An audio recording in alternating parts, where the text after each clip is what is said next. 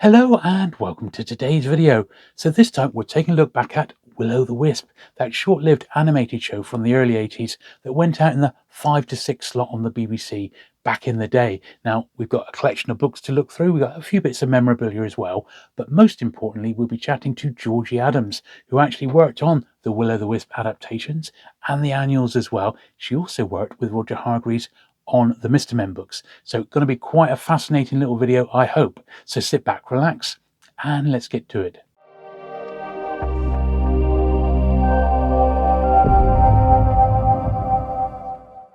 So Willow the Wisp, who'd have thought it was as old as 1981? I have to say, when I looked that up, I was quite surprised. But there you go. Where does time fly? And one of the things I remember very much at the time was these like little books, which are very, very similar in format to the Mr. Men books, which came earlier than these, of course. The same sort of thing. Winwood was the publisher of these, and yeah, I mean, just a classic British animated TV show. Kenneth Williams was the thing that most people remember. The famous Carry On actor. He would be doing the voices of all the characters in it, and Willow is the main. In fact, they've got the cast on the back there. Yeah, Mavis Cruitt. She was the star of the show, the Willow in question. And there's like a little caricature of Kenneth Williams there with a very distinctive nasally voice and nasally nose. That was the bad guy, as it were, Evil Edna, or bad girl, shall we say? Who knows? The Beast, Car Wash, Arthur the Caterpillar, who I seem to remember was always my favourite character.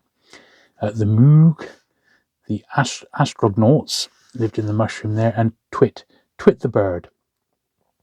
And yeah, they all lived in, they were residents of Doyley Wood, which is apparently based on the woods actually at Henley. And it ran for, I believe, 26 episodes. And yeah, it was created by Nick Spargo, and he had created something like an animated short or an educational film for British Gas.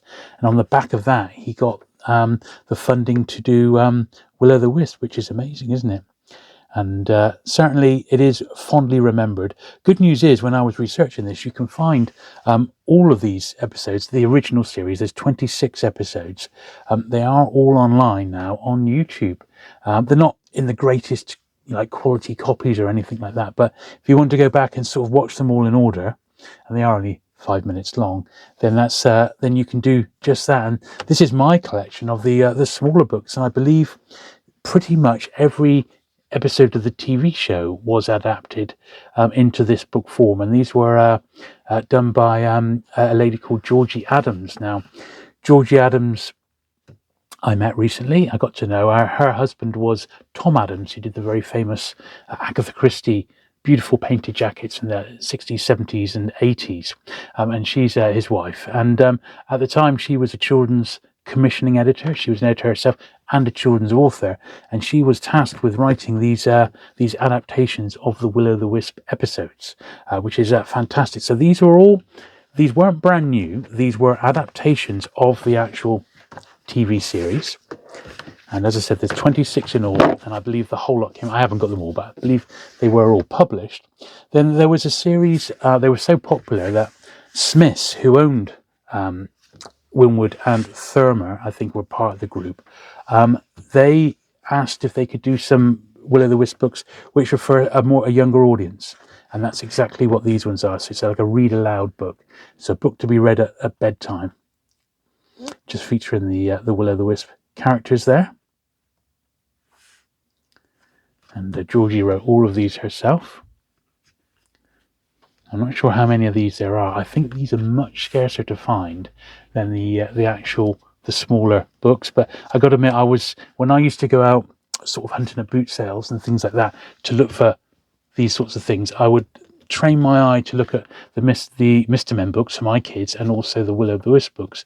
But I didn't really check like these, because these would be mixed up in like picture books, which I generally didn't tend to go through. I would walk by those. But yeah, so that's like an example of the books for younger children, and those were all written by Georgie. And standard fare. It's great stuff. Now we'll have a look at the annuals in a moment. I've got a couple of the bits and pieces. So I have the series, as I said, they're available on YouTube now, but all 26 episodes did get released on DVD. I don't know if it ever came out on Blu-ray. This was the, what was this label called? Cult Kids. And they released all the classic sort of like Bagpuss and things like that. But there they all are. That's the episodes in order as well. Very nice. Probably got quite a long running time, that one, to have the whole lot on there. 123 minutes. So yeah, you could do the whole lot in just over 2 hours. So I'll show you that. This is another unusual bit of memorabilia that ended up in my collection. It's for an old Viewmaster. Remember those where you take those reels out and you'd stick them in the viewer, and it would be like a 3D image. So this is a Willow the Wisp one, and on the back there's all sort of TV and movie related ones there. They did a couple of Doctor Who ones, but this is one for Willow the Wisp partnership 1982. So whether that adapts an episode, Halloween, possibly, probably. I've got a couple of Willow jigsaws. I don't remember how I came across these. Probably cheap at a toy fair, something like that. 50 pieces. Oh, look, there we are. Look, they fit. They're like frame tray ones, aren't they? So they fit actually in the box itself. They're quite fun. I don't know if there's any sort of date on them, but I guess it's 81, 82. Yeah, 1981. And I've got this one here, which is similar, slightly got a rip in the box here, but that is the same. That's actually sitting on a tray, so maybe the other one should have a tray to sit on. So yeah, a couple of jigsaws. And as I said, I was able to have a little chat with Georgie Adams recently, and she worked on these were written literally from scratch. This is Willow's Wonder Book rather, which wasn't an annual. Once again, this was commissioned by W.H. Smith. It wasn't an annual. It was a Wonder Book, or you could say a storybook, so it could be sold all year round. The thing with annuals, which publishers got wise to, was that if they did an annual with a specific date on, come Christmas, the book would be considered old and it would be discounted. With a book or a storybook, you could sell them all year round. So that's pretty much what they did. And this is one that this is from my own collection, one that I picked up. No idea how scarce these sorts of things are. I don't think Willow the Wisp is mega money or anything like that. I'm sure you can pick the books up for a few pounds each if you were to jump onto somewhere like eBay. But yeah, 1982, Windward, an imprint owned by W.H. Smith. It clearly says it there. So yeah, commissioned by Smith to be sold in their stores. Now, as well as Georgie doing all this Willow the Wisp work, she also worked with the Roger Hargreaves machine, as it was, on the back of the Mr. Men books. And Roger Hargreaves has obviously had a very successful property there, and the Mr. Men was very popular on TV, and consequently Georgie was tasked with writing the Mr. Men annuals, which is what we have here. So I thought we'll listen to Georgie talk about her involvement with Willow the Wisp and the Mr. Men books, whilst I have a little look through the annuals. So roll it away, Georgie. Okay, so I'm delighted to be having my friend Georgie with us. Now, Georgie's got a very close connection to the world of Willow the Wisp, but Georgie, we were speaking just now, and you mentioned how, well, prior to Willow the Wisp, you did a little bit on the Mr. Men. Is that right? I did. Years ago when I've spent my life in publishing, basically, either as an editor, commissioning editor. At one point, I had my own small packaging publishing company called Pumpkin Press, and we were commissioned by W.H. Smith and Thurmans, who did the Mr. Men books, to write and produce books on behalf of, in the case of the Mr. Men, Roger Hargreaves. And back in the day, I was writing for the annuals. I did about the first 6 annuals, and my designers commissioned the Hutchins brothers to do the artwork, because Roger Hargreaves by this time was so busy. He was in his own business in advertising, but also I think with the little books he was fully committed. So he gave his permission for Thurmans to commission out the writing of the annuals, and so I did the first 6 annuals from about 1979 onwards, which was great, and I had complete freedom to develop the stories along with the Little Misses, which came in later on, which was fabulous. But I had, as an editor, had always written stories myself, as well as being an author of my own books. So that was great fun, and it was at a time when I was bringing up my own children, so I could stay at home and write the annuals. With the stories. And following on from that, with my packaging company, Pumpkin Press, W.H. Smiths, who were then commissioning books for their own imprint, Winwood.